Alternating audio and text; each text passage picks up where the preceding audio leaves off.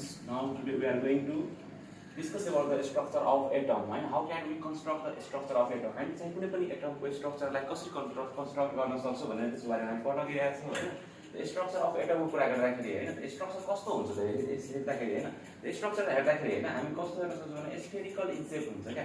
Spherical शेपमा हामी हेर्न सक्छौं। यो शेपमा हेर्दाखेरि हेरौँ त यो p+ भनेको के हो n0 भनेको के हो हैन।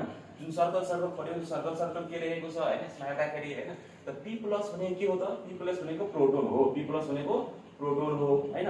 p+ भनेको प्रोटोन हो। n0 भनेको न्यूट्रोन हो। त प्रोटोनमा p+ न्यूट्रोनमा n0 रहेको हुन्छ हैन। त्यस्तै सर्कल रहेको छ। त यो this small circle is called what electron हैन। हामीले चाहिँ यो सानो सर्कलले इलेक्ट्रोन रिप्रेजेन्ट गरिरहेछ भनेर हैन। यस्तो स्ट्रक्चर अफ एटमको कुरा गर्दाखेरि हामी स्ट्रक्चर अफ सोडियम एटम हैन कुन एटमको सोडियम एटमको स्ट्रक्चर हामी पढिरहेछ यहाँ। त यसमा चाहिँ हेर्दाखेरि सोडियम एटमको स्ट्रक्चरमा के छ भनेर हैन त जुन यो सर्कल सानो छ सर्कल छ स्फेरिकल शेपमा छ। This spherical shape is called what electron. यसले के भने हामी इलेक्ट्रोन भन्ने। इलेक्ट्रोनमा कुन चार्ज हुन्छ त इलेक्ट्रोनमा नेगेटिभ चार्ज हुन्छ। इलेक्ट्रोनमा नेगेटिभ चार्ज हुन्छ। p मा किन प्लस आएको छ किनभने p मा के हुन्छ पोजिटिभ चार्ज हुन्छ। p मा प्रोटोन हुन्छ पोजिटिभ चार्ज and n0 भनेको न्यूट्रोन हो। त miss n0 has no charge हैन। it has chargeless particle. it is a chargeless particle so neutron has no any charge but in the center of the atom we can see here that is a spherical part हैन जसलाई हामी के भन्छौँ भने proton र neutron bind भएको हुन्छ जसलाई हामी के भन्छौँ न्यूक्लियस भन्छौँ हैन। यसलाई के भने न्यूक्लियस भने त न्यूक्लियस के हो त p+ and n0 is collectively called nucleus. Proton plus neutron मिलेर के बनेको हुन्छ भने न्यूक्लियस बनेको हुन्छ। प्रोटोन र न्यूट्रोन भयो भने के भन्छ न्यूट्रोन बनेको हुन्छ। त यसमा हेर्दाखेरि हैन हामी इलेक्ट्रोनमा कुन चार्ज हुन्छ नेगेटिभ चार्ज हुन्छ। प्रोटोनमा कुन चार्ज हुन्छ पोजिटिभ चार्ज हुन्छ। एन्ड न्यूट्रोन भनेको चार्जलेस पार्टिकल हो हैन। इलेक्ट्रोन प्रोटोन र न्यूट्रोनलाई नै हामी के भन्छौँ भने सब एटोमिक पार्टिकल भन्न सक्छौँ। Subatomic particle electron proton and neutron are called subatomic particle. Electron proton न्यूट्रोनलाई के भने सब एटोमिक पार्टिकल। त्यसो भए how can we define electron. इलेक्ट्रोनलाई कसरी डिफाइन गर्न सक्छौं भने हैन अब इलेक्ट्रोन भनेको के हो व्हाट इज इलेक्ट्रोन। अब हामी के राख्छौं इलेक्ट्रोनको डेफिनेसनमा हैन। इलेक्ट्रोनको डेफिनेसन कसरी डिफाइन गर्ने व्हाट इज इलेक्ट्रोन।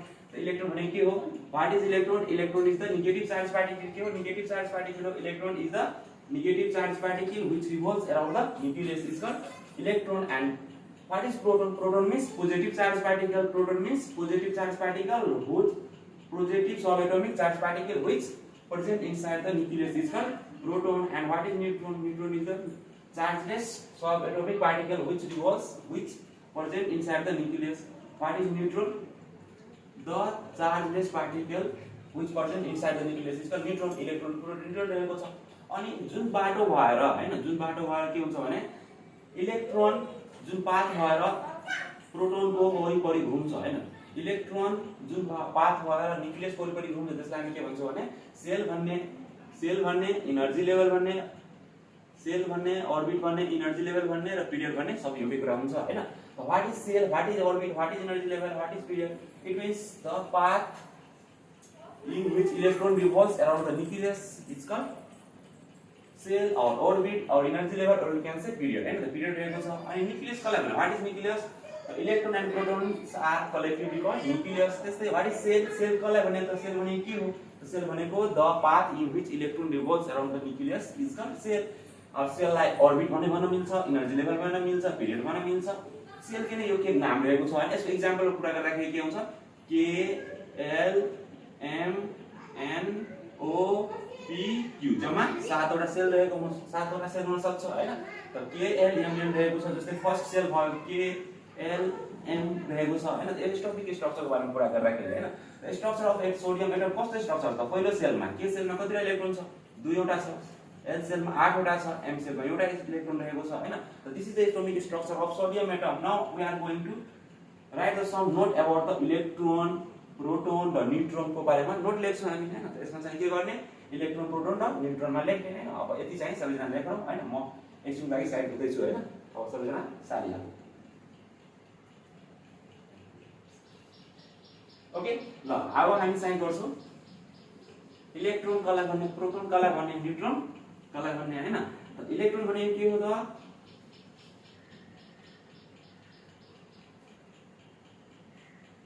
सबैभन्दा पहिला बुझौं फन्डामेन्टल पार्टिकल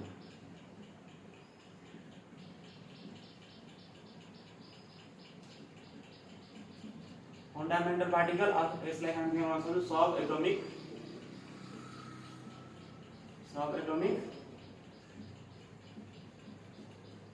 पार्टिकल कसलाई भन्ने त सब atomic particle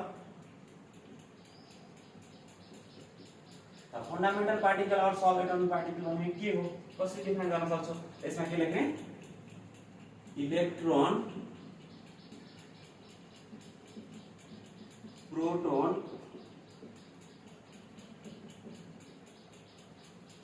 and neutron are called what? Fundamental particle. Fundamental particle or subatomic particle. So what are subatomic particles or we can say fundamental particles? So those electron, proton and neutron are called subatomic particle or fundamental particles. Why electron, proton and neutrons are called fundamental particles? Because they are generally found in all types of atom or molecules, so that they are called fundamental particle or they are smaller than the atom, so they are called subatomic particles. We can say like this. But what is electron? How can you define electron? Electron like कसरी define गर्न सक्छौ त हामी हैन electron लाई कसरी define गर्ने proton लाई कसरी define गर्ने न्यूट्रन लाई कसरी define गर्ने what is electron? What is electron? Electron कसलाई भने त इलेक्ट्रोन भनेको के हो the sub atomic particle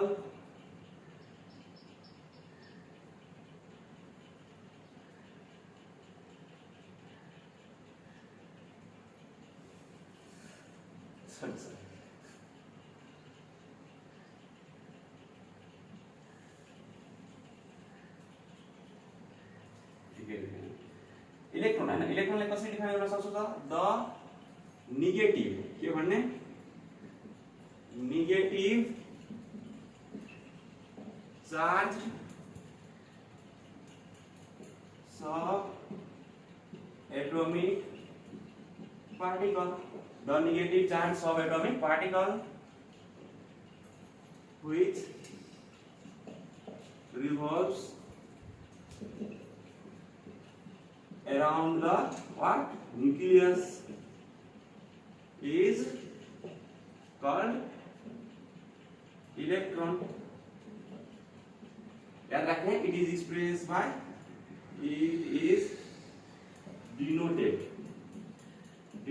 by electron ले जहिले पनि हैन स्मॉल e लेख्ने माथिमा नेगेटिभ चार्ज हैन माइनस किन लेखेको हामीले why here is minus because negative sign represent electron has negative charge, that's why it is expressed as e overhead minus.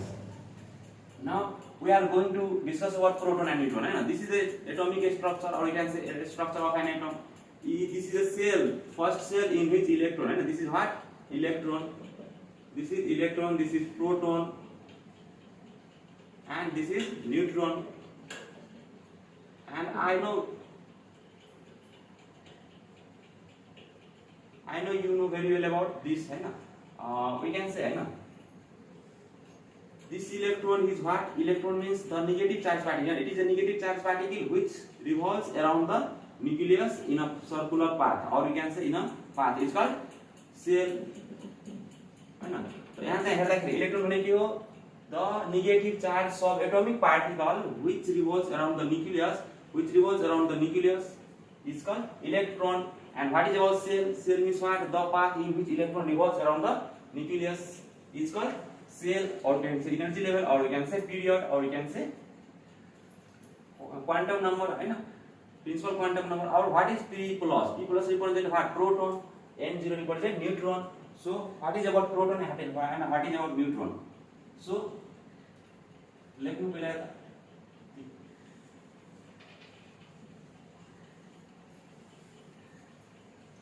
What is cell?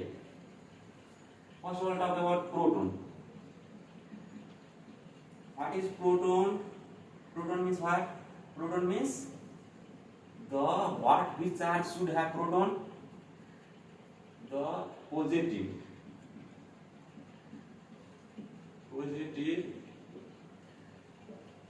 charged particle which present